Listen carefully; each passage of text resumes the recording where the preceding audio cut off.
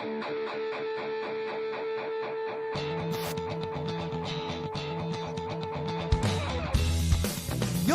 listening to the Let's Go Buffalo podcast, your new favorite podcast for everything Bills and Sabres. What's going on, everybody? You're listening to the Let's Go Buffalo podcast, your favorite podcast for all things Bills and Sabres, with the pals Nigel, Tom, and Jake. We got episode 57 coming at you. You know the drill, fam. Do not forget to follow the socials. You can find us on all of them. You know what they are: Instagram, X, YouTube, TikTok, with the handle at Let's Go Buff Pod. That is Buff with 2 Fs. Let's get around here and say hello to my friends. Tommy, what's going on, buddy?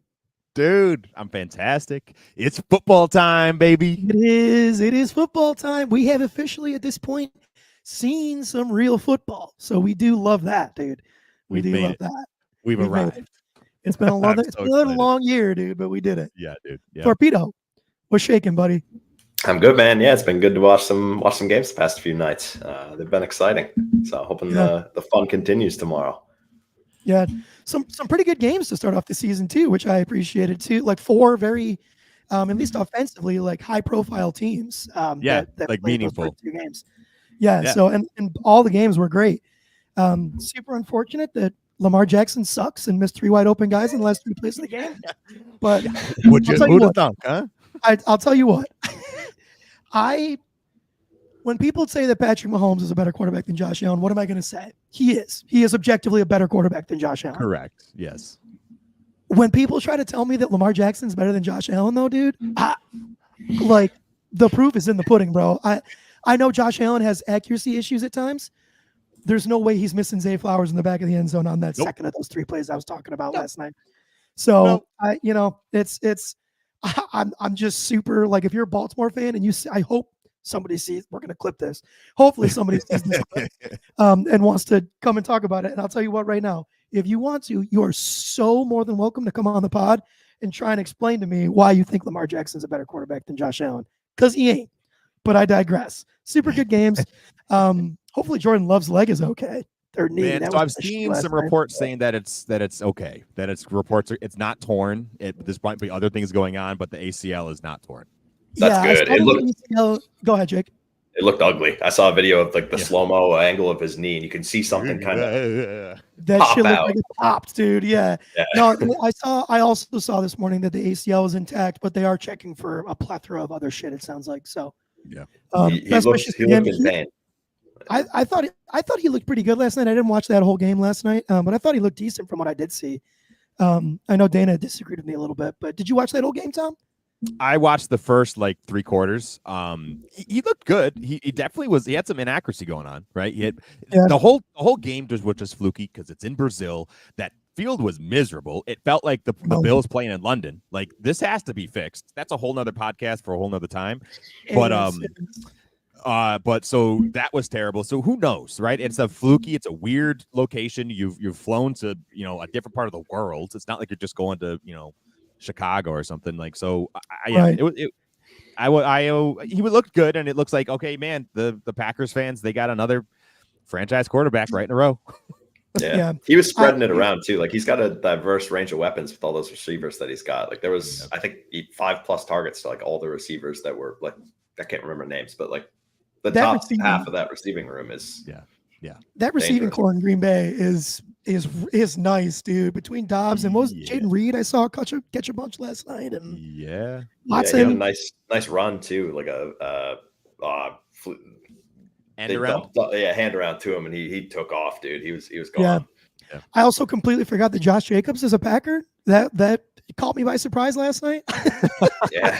Completely forgot about that. So there was some moves this year that kind of felt like Derrick Henry playing on the Ravens. It kind of feels like fantasy football, right? Saquon Barkley playing for the Eagles. I was like, whoa, he had 3 touchdowns. Whoa, didn't he? Yeah. Well, can we crack these beers? Because I'm thirsty. I know we got into it and we didn't even open our beverages yet. You ready, Tommy? I think Jake's our odd man out today.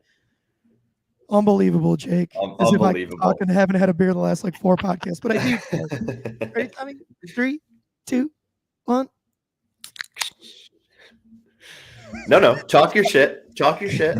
Oh, dude, we need a counter. I'm gonna get some kind of add-on for the screen here of a counter of who needs to be drinking what when.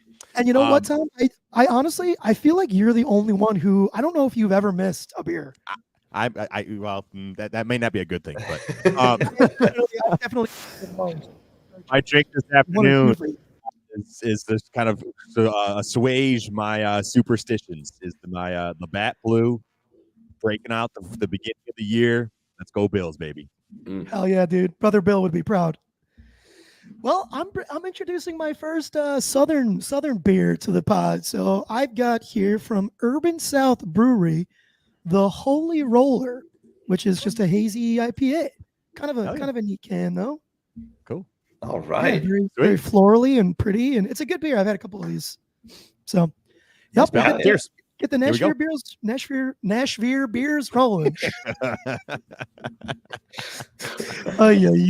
a page out of Tom's book. We won. Yeah, you guys blame me if the Bills lose. It's my fault. Yes, absolutely. Yeah, you're gonna be roasted. Put up. Well, we'll get to those concerns. Yeah. So some newsy items, folks. The right off the rip, there are some just kind of fun little items that came across the waiver wire the last few weeks. Josh Allen and Terrell Bernard were named team captains, and it was only 2, which is kind of unique. In the past, usually it's 4 to 6 players, I want to say, but pretty cool that they've. Say that again. We had 8 last year. yeah, like a lot, right? Crazy. And so Josh Allen, Terrell Bernard, 1 player on each side of the ball. I kind of like them, like taking ownership and taking leadership. There will be a leadership council, kind of like a Jedi council. I hope that's the Jedi council, baby. I hope they do it. So it's Deion Dawkins, Connor McGovern, James Cook, Khalil Shakir, Dawson Knox, Von Miller, Daquan Jones, Teron Johnson, Taylor Rapp, and Reed Ferguson. I'm sure they're going to have some kind of contributions there, but pretty cool. Pretty fun. Definitely. Yeah. Now, I honestly, did you ever know that they had that? Because apparently this leadership council has been intact for the last, or according to what I've seen, since Sean McDermott's been the coach. I had never heard of it. I've definitely heard of it. I don't remember if we've always been told specifically what players are involved, but I do remember it. I remember hearing word of it at least. Okay. Word. Yeah, I never even heard of that, dude. So I thought that was wild. Yeah, but pretty continue. Cool. Sorry. That's all good. The next little newsy item is actually really exciting. Sir Spencer Brown, the big man himself, has been signed to a 4-year contract extension. The exact details are not out yet. But our one of a great follow on Twitter is Greg Tomsett. He's from Cover One. He has a podcast that released on Wednesday night. They're awesome. It's one that I listen to pretty much every week. He has just a great mind for NFL contracts and always does great things throughout the year. But specifically, he does a really good job of predicting contracts. So this is not set yet. This is not going to be exactly what he has. Spencer Brown's contract is we'll hopefully have details for those next week. But this is Greg Tomsett's on Twitter at Greg Tomsett. His best guess is 4 years, $66 million, which puts him at $16.5 million average annual value and $25 million guaranteed. So right off the rip, Nige, what are your thoughts? Like, what are your just initial thoughts of getting Spencer Brown signed? I think it's definitely interesting. I'm going to backtrack and say that overall, I think this is a good thing, right? Because at this point now, the Bills have their 2 starting tackles locked up for the next several years, which anytime you have your tackles locked up and they're solid players, it's a good thing, right? I think that is something to take in and of itself right off the bat. That being said, obviously Spencer Brown comes with a pretty lengthy injury history, which is the top concern that I have about him, about giving this guy a bunch of money. But he seemed last year to, at the very least, realize his floor, right? But I think this is a guy with the athleticism is so off the charts with this guy. Like, I would be curious to know what this guy's body fat percentage is. My guess is it's much. Like probably 13 to 15 would be my guess for Spencer Brown. Like, he is a lean 6'5", 300 plus. Yeah. So 6'8", he's 6'8", bro. 6'8". Thank you. Yes, he is a mountain of a man. So to have that size and that athleticism, dude, you would like to think there's still maybe a little bit more he could grow into. The the thing with Spencer Brown is you got to remember that his football history is not lengthy, right? Tight end in high school, weird. What is like seven man football where he went to college, like just a weird football upbringing.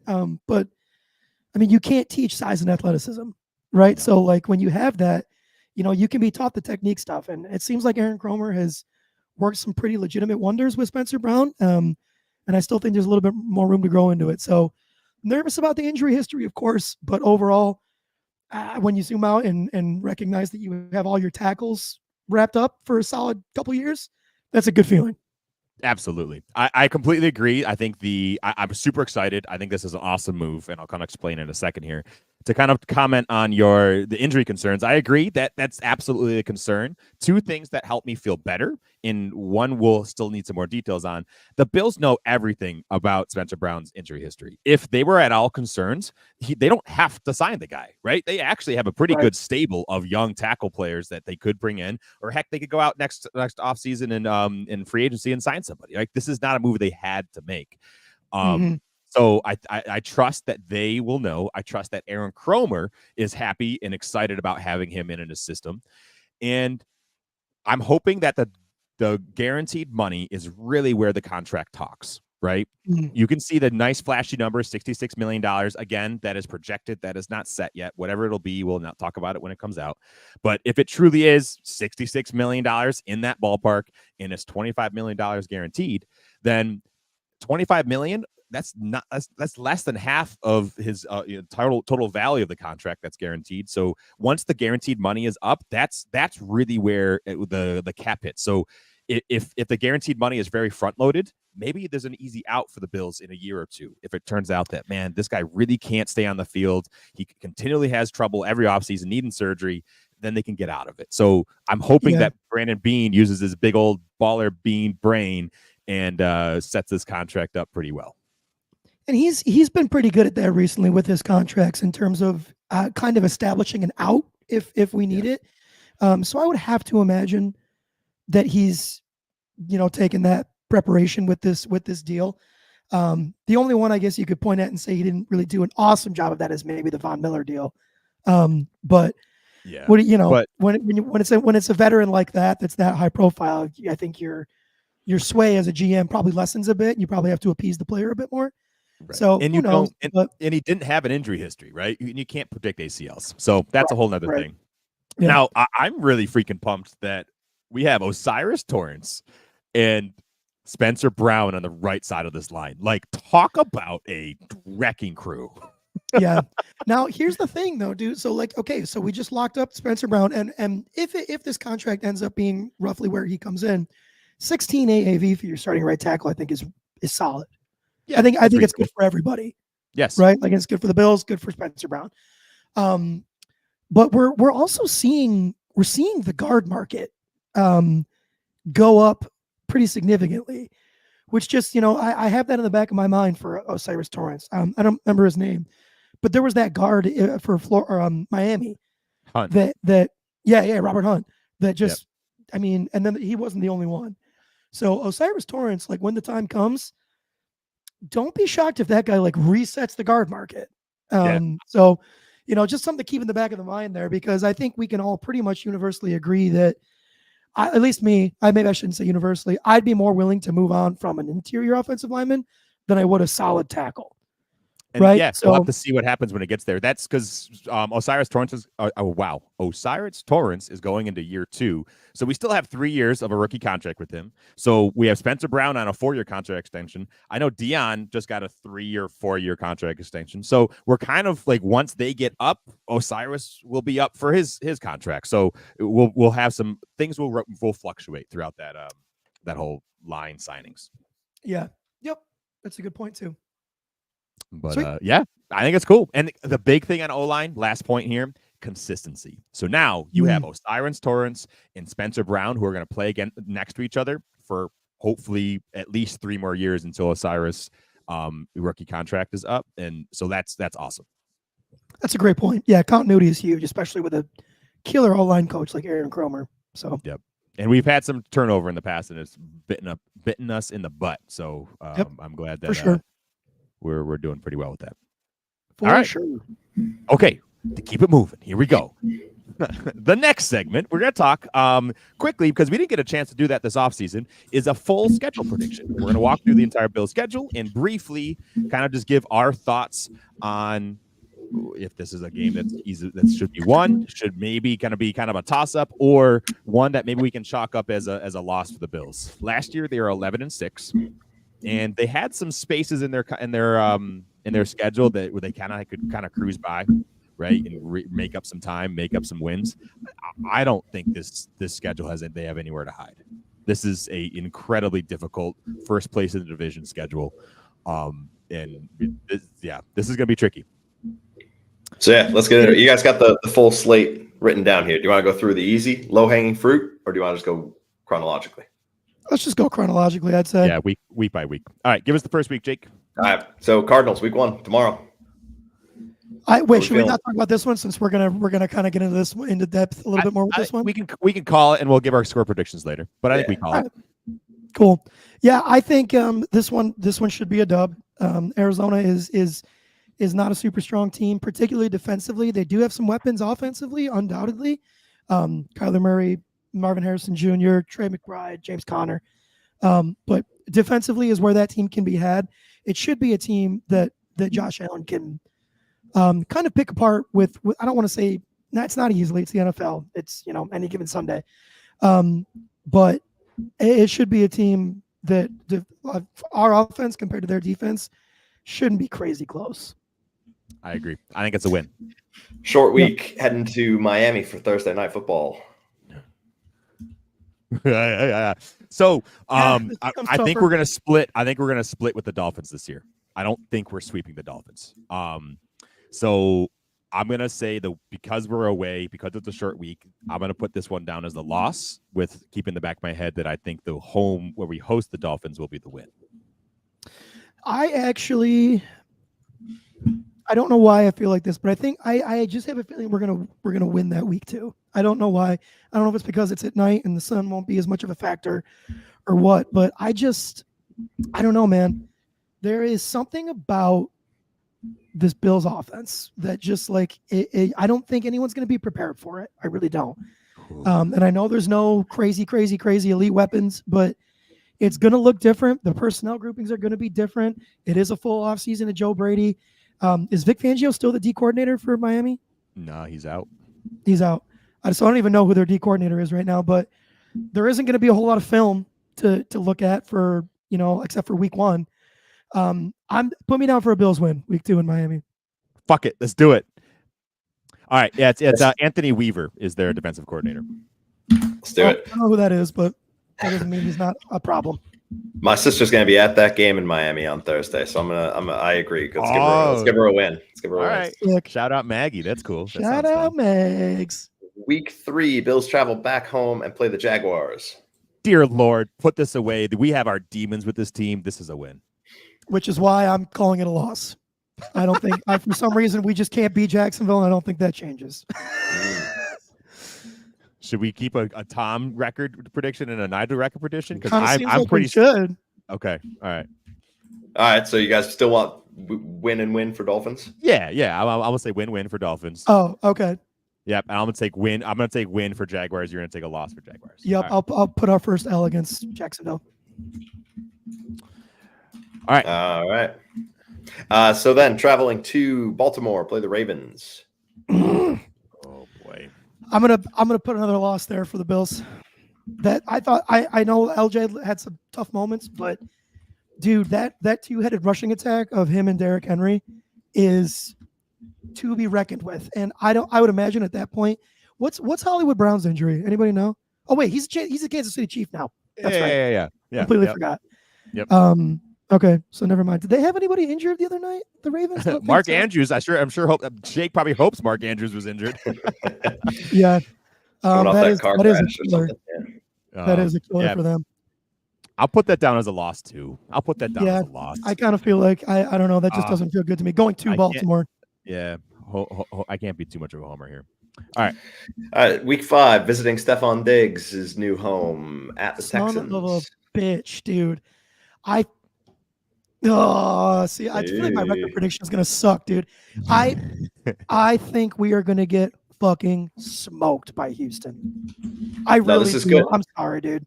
Go with your gut, and then we'll see where it lands at the end. Yeah, I think Houston's gonna run train over us, dude. I think Steph's probably gonna have 3 touchdowns and 150 receiving yards.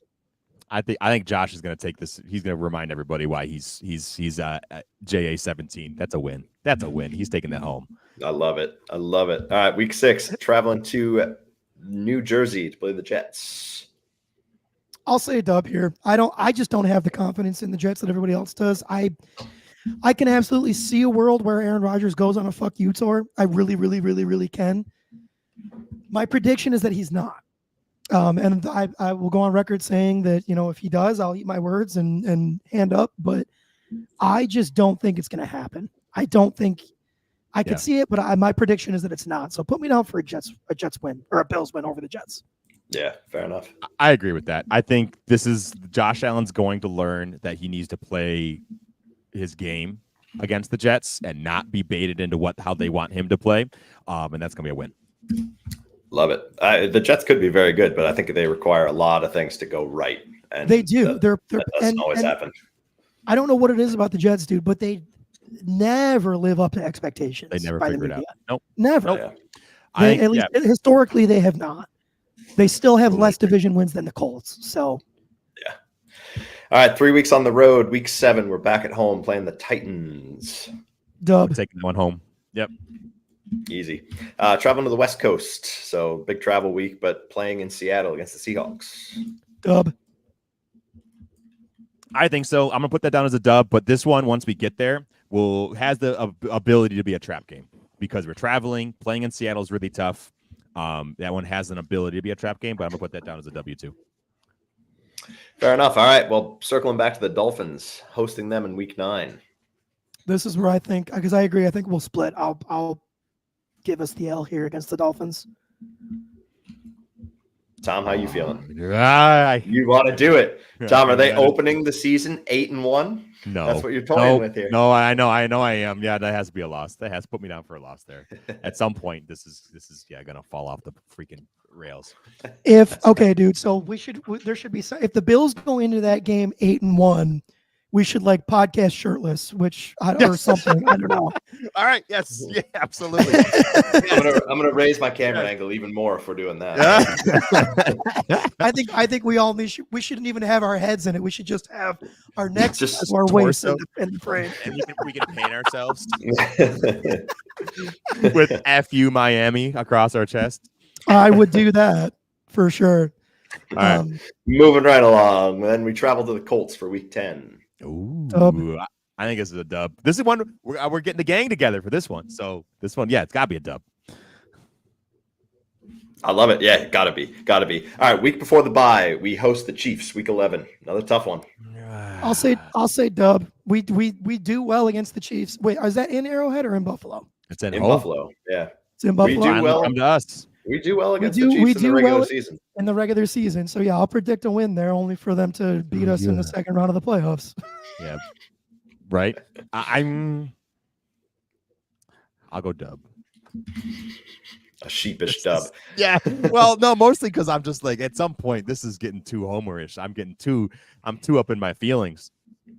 Hey, that's what this is for. That's what this is for. All right, week 12, everybody gets to, rest up a little bit, bye week. Week 13, straight out of that, we host the 49ers. Oh, L. I'm going to say that I'm going to put that down as a loss. It's going to be a tough game. I think we have a chance to win that game, but a lot has to go right. A lot has to go right for that game. So I'm going to put that down as a loss. To me, that team on paper is significantly better than the Bills on both sides of the ball. Yeah. The biggest weapon, our biggest weapon there is Josh Allen versus Brock Purdy, but the story of the season will be a big deal here, right? How things are going. We'll have a better opportunity to talk about that once we get to week 13. Yeah. I'm saying L. All right, down to LA after that to play the Rams. Dub.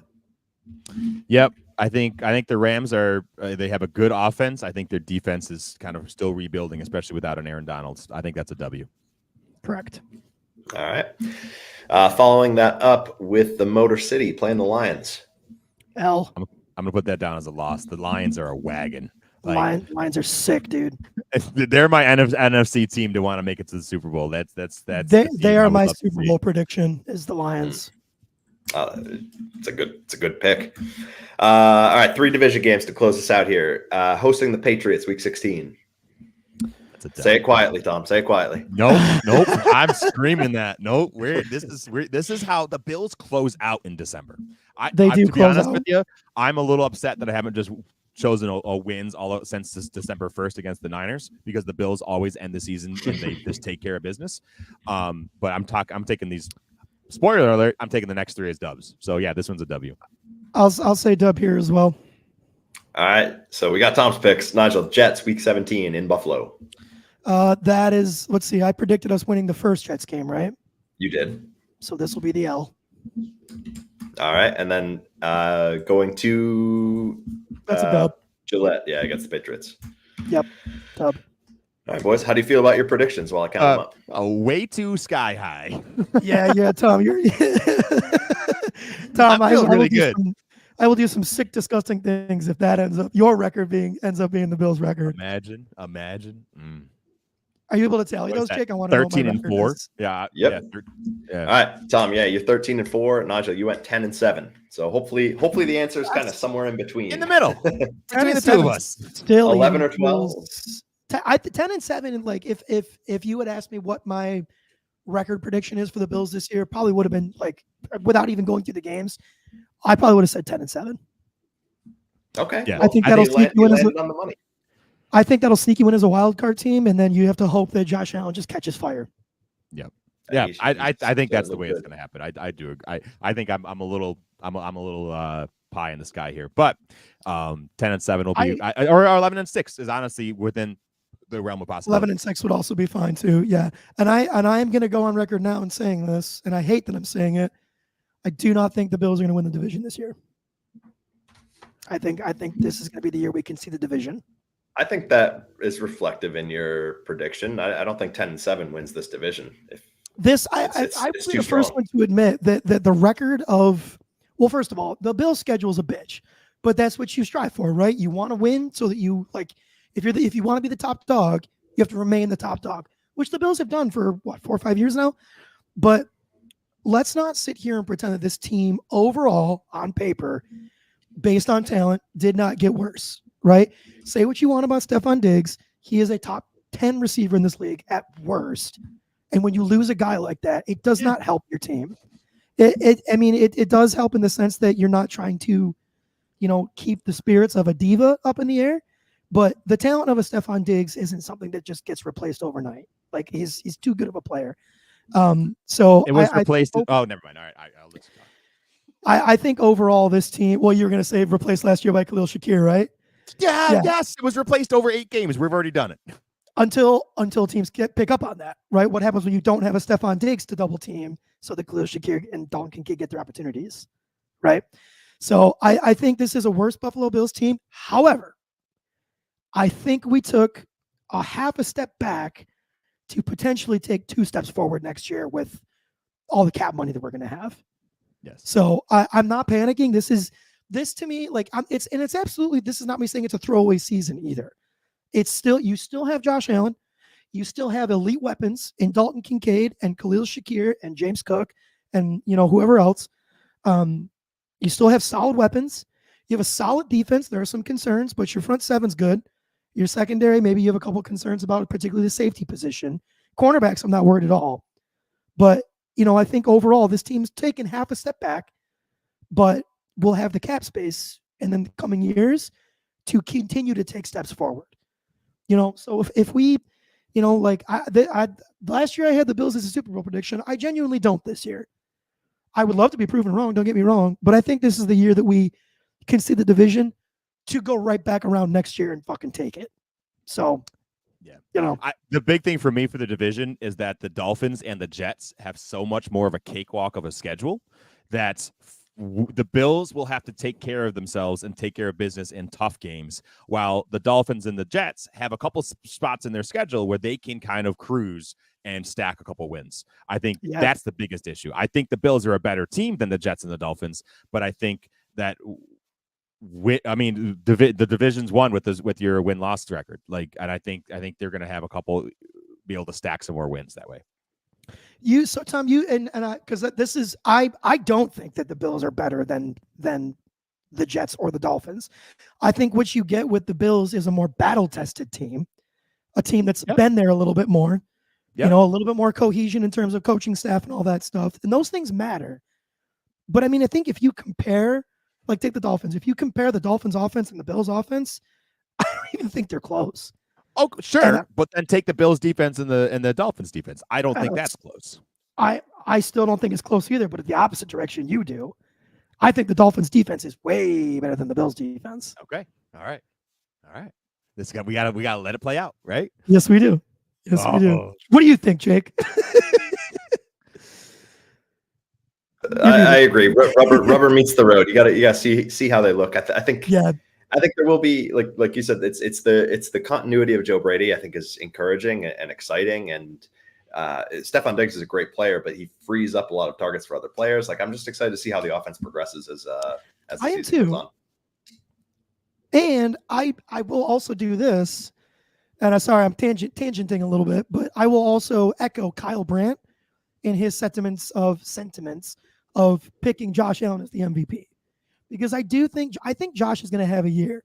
It's going to be if everything around him also goes into place, including special teams, right? Including field goals, right? Josh Allen's not kicking the ball. So, we have some things, there's going to be some things he has to overcome, so he always does. Absolutely. He always does. The rest of the team usually falls apart, but he always does. Well, should we get to some very bold and baseless predictions for the season now that we have bodacious? Yeah, dude, absolutely. How should we do this? Should we each go? We should all just do one to start, right? Absolutely. Yeah. Spread the love. Tommy, let it rip. I have some research that I have done. My first one is for Sir Curtis Samuel. I'm very excited for his usage in this offense.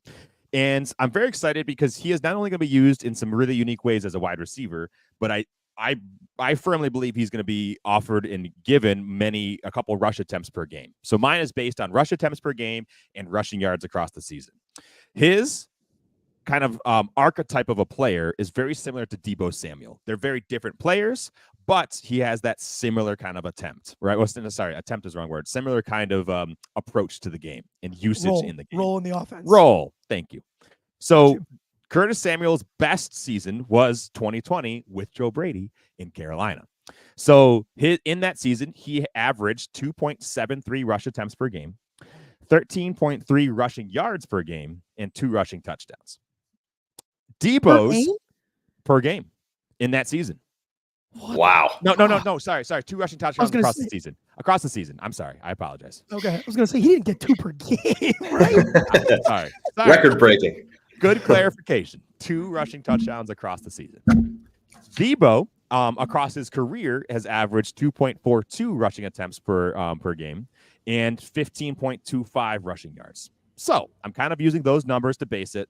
I think that Curtis is going to have a really good year rushing the ball, and I'm going to give him 49 attempts throughout the entire season, putting him at 2.9 rush attempts per game, and then 15 yards per game, having him come out at 255 yards. So 2.9 rush attempts a game, almost 3 rush attempts per game, and 255 yards across the season. That's my bold prediction for Curtis Samuel, which would be better than his best season ever. Wow, dude. I appreciate the research that went into that. For sure. That's a fun one. It's only 0.2 rush attempts more than his best, and it's only I didn't do the math there. It's only a little bit more of rushing yards, so it's within realm of possibility. It's not just completely astronomical. That's a bold one. I love it. Yeah, I like that one a lot, buddy. I think that was good research there, Tommy. All right, Nige, what do you got? Good stuff, my guy. All right, let me pull up here. Okay, so my first bold prediction has to do with Terrell Bernard. I think Terrell Bernard will lead all NFL linebackers in turnovers this season, whether it be INTs or fumble recoveries. I think Terrell Bernard is going to lead the NFL linebackers in terms of turnovers. That's just based off of what we saw him do last season. I mean, he was a splash play machine. So if he can keep that up, I'll be willing to put him up there as the guy that's going to lead in terms of turnovers. So that's my first one. Just for my own context, like what's a average and great season for a linebacker as far as turnovers go? I would say average is probably 2 or 3. Maybe. Yeah, really? Oh, wow. Okay. Yeah. Linebackers, because they're not like not a lot. They're typical. Like a lot of linebacker INTs, dude, come from like batted balls at the line of scrimmage, right? Like defensive lineman gets a big old paw up there, ball goes straight in the air. And when they go straight in the air, the linebackers are usually the ones that are in a good position to catch that ball. But TB also made some in the middle of the field last year. He's just got that athleticism. And he also, for whatever reason, dude, and I don't call this luck or whatever, he was around the ball every time it went on the ground. Like anytime somebody fumbled, I think he had 2 or 3 fumble recoveries. He's just got the instincts for it. Yeah. Wait, that's a clarifying question, real quick. So if Terrell Bernard dives on a ball that was fumbled, he gets credit for the turnover, not the player that knocked the ball loose. Fumble recovery. He got the fumble recovery. Yep. The player who knocked the fumble loose gets the forced fumble stat. But that forced fumble stat doesn't count as the turnover. Am I correct? Correct. Because they could still, the offense, the opposing team can still pick that up. Yeah. I gotcha. Okay. All right. Well, I got one. But real quick, if you are listening, send us what your bold predictions are. Please drop them in the comments. All right. For me, I'm going to go to the edge rushers, Von Miller and Greg Rousseau. I think Von Miller has a little bit of a renaissance coming off his ACL tear in 2022. And I think Greg Rousseau pops a little bit. I think between Von Miller and Greg Rousseau, they're going to hit 20 plus sacks. 20. Go. Did I aim too high? Between both of them. All right. So I'm gonna piggyback with Jake because my next one was also about sex, and I put Ed Oliver in group. About sex, dude? Yeah, great sex. Ed Oliver's best. I didn't hear the word sax at all. I just heard sex. Oh my god. So I'm gonna piggyback with Jake. Jake, you and I are gonna have a co-one here. So Groot's best season ever was 8 sacks in 2022. Ed Oliver's best year ever was 9.5 sacks last year in 2023. So I was putting Ed Oliver and Groot together to get 20 plus sacks, and you put Von Miller and Groot together to get 20 plus sacks. So I think between the 3 of them, they get 30. How about that? Should we? Do you want to piggyback together? I'm down to combine. Let's do it. That's a lot of sacks. Many sacks, dude. That's so many. Like a good year is like for the whole team is like 50 something. Like that's a good year. I think the NFL record for sacks is 58 in a season. Hey, but the Bills had 54 last year. Like they had a lot, right? So like this is not crazy. This is bold, but it's not crazy. Yeah, we're trying to be bold. Yeah, you're right. These are bold. These are Jake. I didn't mean to laugh. I just thinking about Von Miller putting up 10 plus sacks this year just was like, wow. No. I didn't say Von Miller had 10 plus sacks. I said between the 2 of them. You did. He could come back and have 7, but maybe Groot pops off and has 13. You never know. Absolutely, bro. You are absolutely right about that. If Groot has 13, we're gonna pay him the entire world next year. Oh, he's gonna get the fucking bag. If he gets 10 plus, dude, he's going to get the bag. Yes. Back up the Brinks truck, baby. Maybe breaking the contract record. Yeah. Like getting or at least getting close. All right. My next one. I predict that by week 8, so I'm picking like a rough halfway point, or I'll even give myself a little bit more wiggle room, and I'll say by week 9, Ray Davis supplants James Cook as the number 1 running back in this offense. Ooh, is my prediction for usage. Yep, or maybe I should. Ray Davis out touches James Cook in the offense by week 9. Okay, is my prediction. And then the remaining of the season, he has more usage than James Cook. Yes. I think once that moment happens, and maybe we should get some more qualifying elements in there. Like if we have a game where he's got more touches, it probably needs to be at least. So let's say by week 8 he has 3 more touches than James Cook. I would say from that point on, their touches need to, like, he would need to have more for this to hold true. Yeah, or I would give you the average across the rest of the season. That's fine. Okay, yeah, I'll take like it then. Total That's touches what I was across the rest of the season. Yeah, but I didn't want to twist it or turn it too much my way. No. Total touches over the second half of the season. Yeah. Okay. By week 9 and after, he has more touches than James Cook. Yeah. Than James Cook. Let's make it that. Week 9 and after, Ray Davis has more touches than James Cook, whether it be receptions or handoffs or rush attempts. Yeah, I like it. Love it. All right, my last one is around somebody that's come under a lot of heat lately, and that's Tyler Bass. I think he beats the haters. I think he is even with his career completion rate around 85%. And to make it extra spicy, I'm going to say he sets his career long, so higher than 58 yards this year. Ooh, man, I would kiss you on the mouth, Jake. I would kiss Tyler Bass on the mouth too. Well, I'm easier to get access to my lips than Tyler Bass, that's for sure. So, all right, boys, there's our bold predictions. We got 20 minutes left. We gotta get into week 1. Talk us through it, guys. Yeah. Okay, week 1. The Buffalo Bills are playing tomorrow, folks. Freaking tomorrow, Sunday. November. Oh my God. Sunday, September 8th. Holy cow. 2 months. 1 p.m. in Orchard Park. The over-under is set at 48 points. The Bills are 7-point favorites, 6.5, 7-point favorites right now. The weather's looking nice, looking crisp, partly cloudy, high of 61. A little bit of light winds, and it's going to be a beautiful football day. It's going to be freaking amazing. So let's start with keys of the game. Like, what are the big talking points here? And my first one that I want to bring up is we're going to see this full offense. We're going to see what Brady's complete scheme that he's worked on all offseason really, truly looks like. We're seeing Josh Allen playing a full game and all the weapons out all at the same time. We saw some kind of snippets over the preseason, over training camp, and we haven't seen all the puzzle pieces. I'm excited to see all of that put together. Yeah, dude, for sure. And I think you hit on the biggest key, or I don't know if it's a key, but just what is this going to look like? Right? Because I can confidently say that, while we predict that we think there will be, a good chunk of 12 personnel and all that stuff, at the end of the day, we don't know. How often is Kincaid going to be out wide? How often is, Keon Coleman going to be out wide or in the slot? Same with Curtis Samuel. You just have so many chess pieces with this Bills offense. So many guys that can play in different spots, right? Dawson Knox can play inline or out wide, right? James Cook can be in the backfield or out wide or in the slot. Same with Keon Coleman, wide or in the slot. Shakir, wide or in the slot, right? So, there's just so many different variables with the Bills offense. What is it going to look like? And I don't even know because since we don't know what it's going to look like, I don't even know if we can necessarily say that's a key, but that is going to be that's what we're all itching for, right? Is finally, take the curtain down.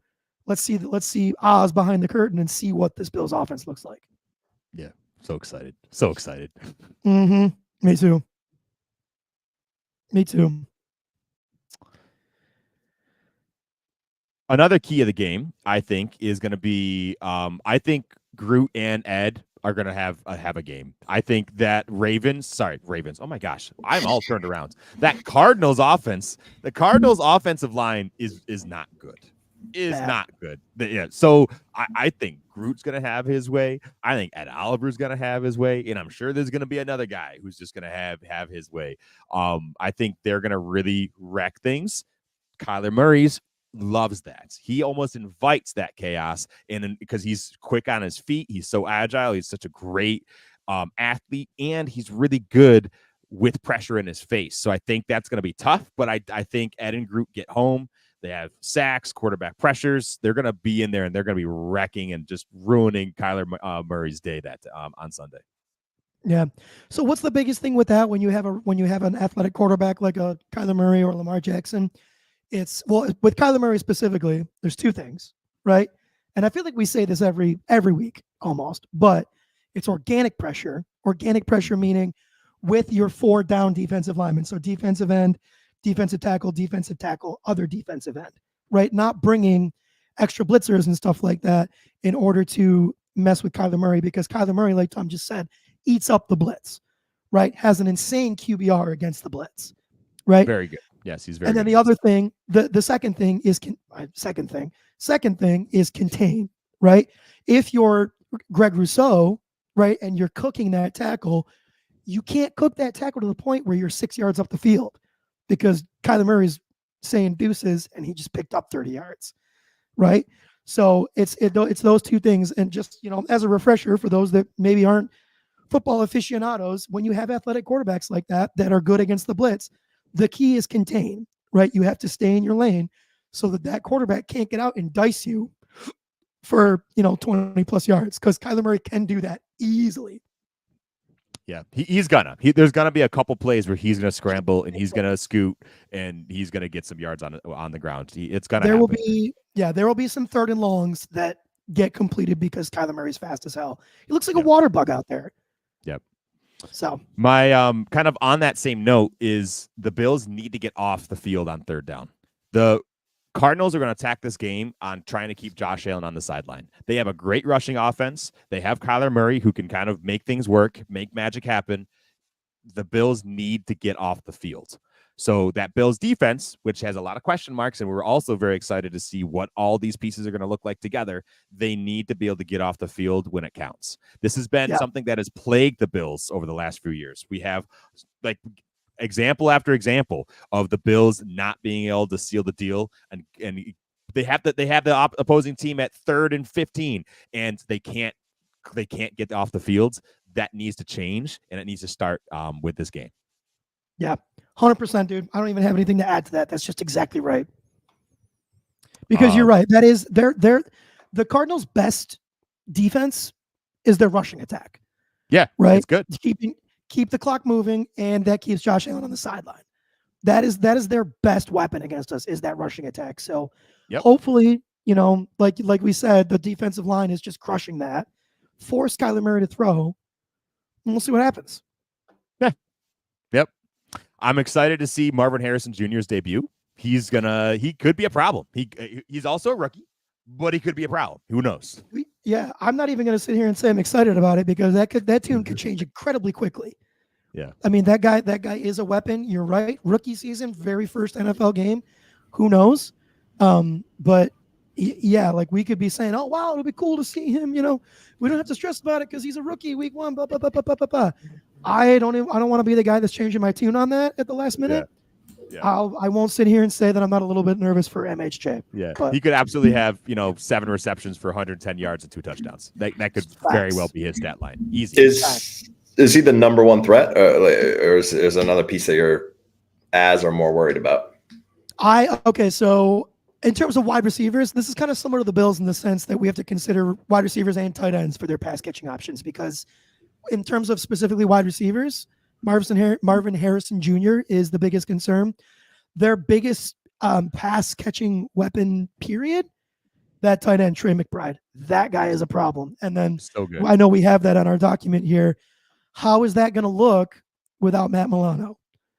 Right? Are we going to be in a situation where, they do one fake run, Dorian Williams bites the hell out of it, and suddenly Trey McBride's ripping 45 yards up the seam? Yeah. It's Dorian that I'm worried about. It's not, yes. I'm not worried about Terrell Bernard covering that, Correct. But I'm worried about Dorian getting his kind of all turned around and his feet upside down, and all of a sudden Trey McBride's feasting, and they're going to continue to attack that if they figure that out.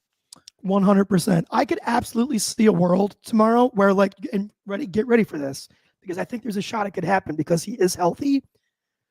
Dorian Williams gets benched for Cole Bishop. Yeah. That is a small prediction that I have for tomorrow. If Dorian Williams can't figure it out, Cole Bishop will come in and be the thumper that carries Trey McBride. Yeah, I mean, because we've heard all these stories that when Cole and Dalton Kincaid were in college together, and Utah, Cole would just lock them up. And Dalton and Trey McBride are in the same bucket for me, right? Same caliber of athlete, same caliber of player. They're going to be the next generation of tight ends, along with Sam Laporta. So Yeah, I would love to see Cole Bishop be able to at least get some run there, either in as a a different packages as a third safety, replacing during playing a linebacker role. Who knows? But that could absolutely happen.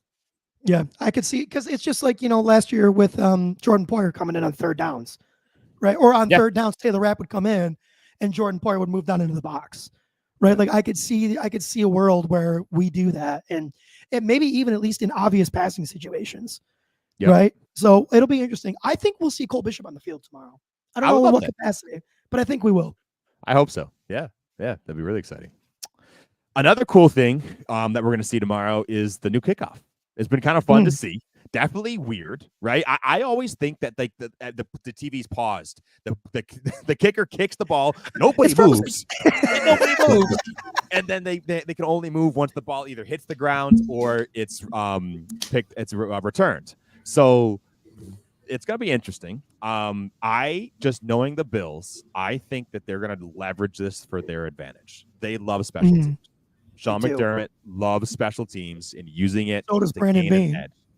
To gain an edge, right? Yeah, because field position matters. The biggest indicator of scoring on a drive is starting position. Where on the field did you start? If you're further up, you have a better chance to score. If you're further back, you have a worse chance to score. That is the biggest indicator for scoring drives in the NFL.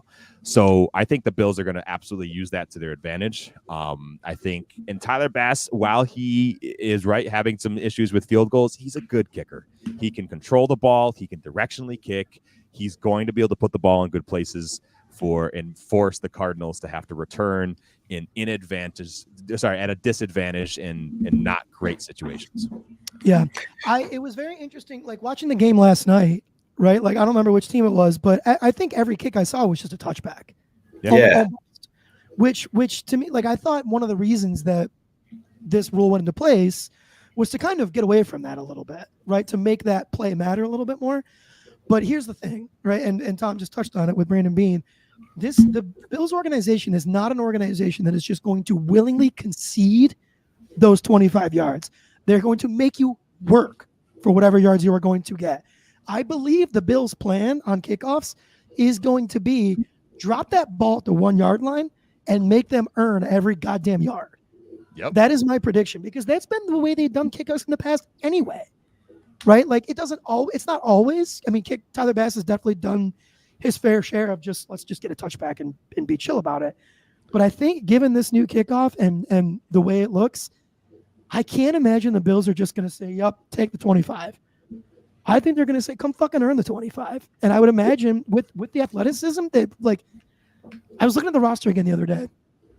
The bottom half of this roster has an average RAS of like a hair over 8, which is fucking high. God, it's awesome. Really athletic.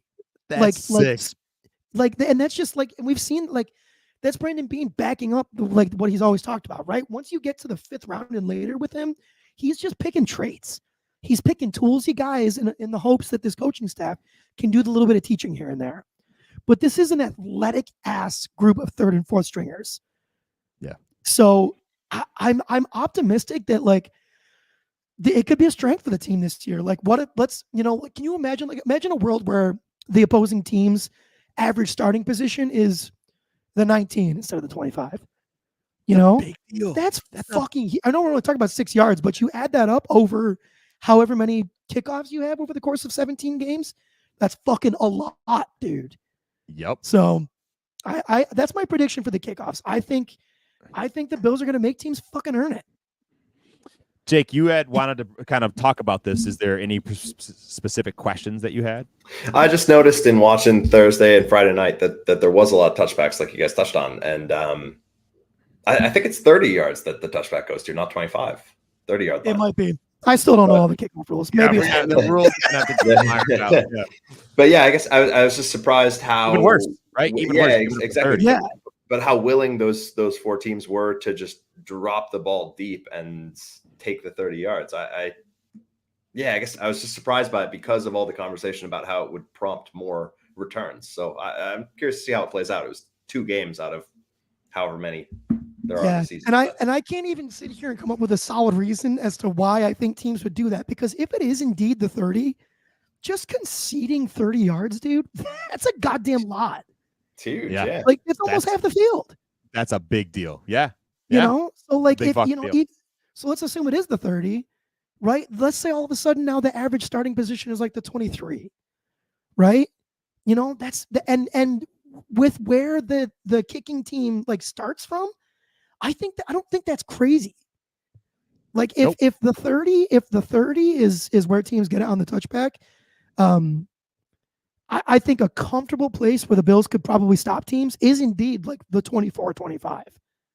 And that fucking matters, dude. Like it adds up so quick, you know? Yeah. So I think some teams are a little scared right now of what this is going to look like, and they don't want to open themselves up to a crazy return. So I think that's why we've seen the touchbacks.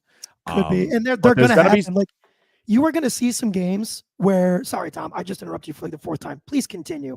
You're good, dude. You're right, though. We're going to see some games where there's some monster returns and somebody gets gashed for a one little mistake. Somebody gets misaligned. Some great block happens, and boom, it's going to be an explosive play. So I think some teams are going to be playing it very conservatively and like, all right, we're going to give you the 30, but at least we didn't give you the 55. Yeah. Right. But stats, like that happens during the kickoff before too. Like it can happen. It's just right. Yeah. Which gives you the statistical advantage, and that's something like you said, Bean and McDermott are really keyed in on. So I'm curious to see how it plays out. Yeah. They don't take special teams lightly in Buffalo. Nope. And I'm glad because you win in the margins. The NFL is a hard place to win. And we're going to need all the help we can get. We talked about our, a schedule prediction. This is a tough schedule. We're going to need every piece of help that we can get. And I think this is a spot that could be a couple percentage points in the Bills' favor. Yeah. We kind of already got into some of these concerns. I guess the very last one is that first concern bullet point, which is sometimes the Bills just fucking fumble week one. We saw it against Pittsburgh a couple of years ago. We saw it against the Jets last season. Like sometimes the Bills just choke on one during week one. I don't know, dude. Something just feels, maybe it's just like the different offensive identity or what, dude, or maybe it's the different leadership situation with just, the two main guys that are in charge of their units being the captains. Maybe it's that. I don't know, but I don't foresee a week one fumble this year. I think, I don't know, man. I feel like I say this every year, and I know I definitely said it a year ago on this pod.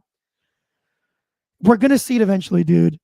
The Josh Allen just throttle the season, like just be the fucking guy. You can tell I'm getting hyped on because I'm using the F word a lot right now. Yeah, dude. Everybody's out there he's been called overrated by across all offseason, right? He's been told by players, by executives. He's been called the number one trash talker in the league. And Josh Allen loves trash talking. So he does love it. He puts that on his top shelf. That goes on his refrigerator at home for his mom and dad to see. Like that's that kind of shit he loves. And he's gonna take that to heart and okay. Right? Okay. But you know what? When it's the same. I think we talked about it last year when when we finally fired Ken Dorsey, right? Because to me, it looked like last season that Ken Dorsey was just neutering Josh Allen in terms of running the ball. But when Josh Allen runs for 6 yards and gets a little bit of contact and stands up and does that with his shoulders, fucking forget about it, dude, because you're done. You're done. And that's just the way this guy ticks, dude. He's a competitive guy, but that's how he gets himself going, is the shit talking. Right?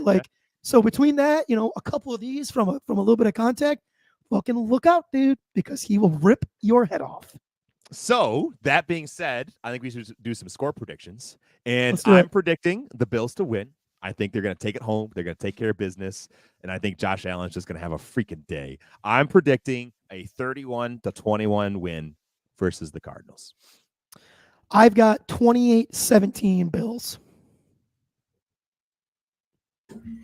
Low scoring. Wait, and I'm gonna go 34-28 Bills.